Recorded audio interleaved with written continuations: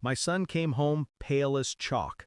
His backpack hung loose on one shoulder, his small fingers trembling around the zipper. "Daddy," he whispered, "teacher said I should never tell you this, but—" He reached inside and pulled something out.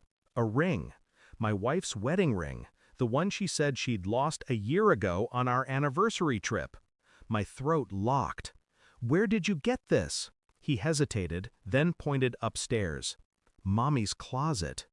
The words hit me like a physical blow. I stood, legs numb, walked to the bedroom. Her perfume lingered in the air, floral, faint, deceitful. I opened the closet door, and there it was, a small metal box behind her dresses. Inside, photos, letters, and something wrapped in a police evidence bag. My hands shook. The smell of iron and decay hit me. I grabbed my phone and dialed 911. Because what I saw inside that bag wasn't just wrong, it was impossible. The police came within minutes. 2 officers, 1 detective.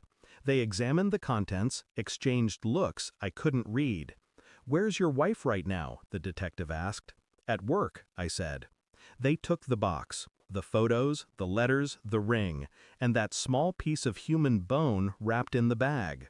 When they left, I sat on the edge of the bed, staring at the closet. My wife called an hour later. "Hey, I just got a text that cops were at the house. What's going on?" I said nothing. My voice would have given me away. When she came home that night, she looked, rehearsed, her face tight, eyes darting toward the closet. She didn't ask what they found. She just asked what I told them. That's when I knew.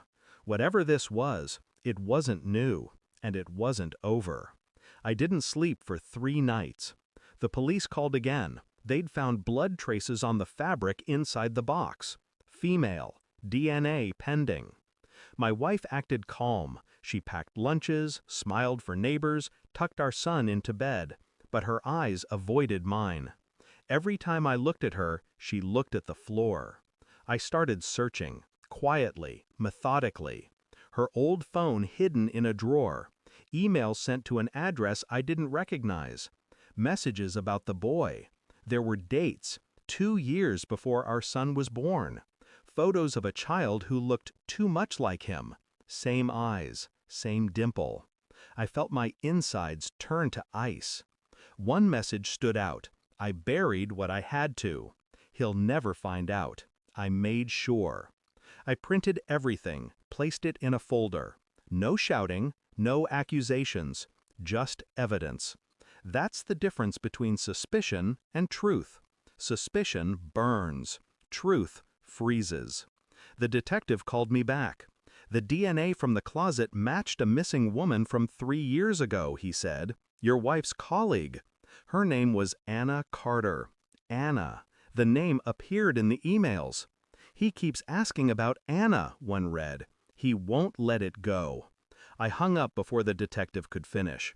When she came home that night, I was waiting in the kitchen. The folder lay on the table. She stopped when she saw it. Her smile faltered. "What's this?" "Evidence," I said quietly. She opened it. The photos, the messages, the report. Her hands trembled. "You." I didn't have to look far. "You left the truth right next to your shoes." Tears came, sudden and ugly. "It wasn't supposed to happen," she said. "She found out. About us. About him. Him. Not you. Not us." "Who is he?" I asked. She broke then, collapsed into the chair, sobbing. "My student. 17. I didn't mean for it to happen, but she, Anna, she threatened to expose me." My body went still. My voice didn't rise. "So you killed her?" "I didn't. You buried her. And you kept her ring?" Her silence was answer enough. I called the detective, told him everything she just admitted. He listened, then asked me to keep her there until morning. When I hung up, she was still crying. "Please," she whispered, "don't let them take our son." I looked at her like she was already gone. "You should have thought about him before you did this." She crawled toward me, gripping my arm. "I can fix it, I can fix." I stepped back. You can't fix what you buried. When the sirens arrived, she screamed my name, begged me to tell them she was innocent. But I didn't move. I watched from the doorway as they handcuffed her, her wedding ring dangling from a chain around her neck. The same one she'd lost. The same one my son had found. The house is quieter now. No perfume, no lies, no more pretending. My son sleeps in my bed some nights, still afraid of her closet. I leave it empty, door wide open.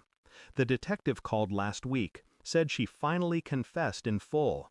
She'd buried Anna in the woods behind the school, said she did it for love. But love doesn't hide in closets. Love doesn't wear gloves when it touches you. I stood in front of that closet tonight, the silence almost comforting. And I realized something. You don't lose people when they die. You lose them when you see who they really are. Thanks for watching.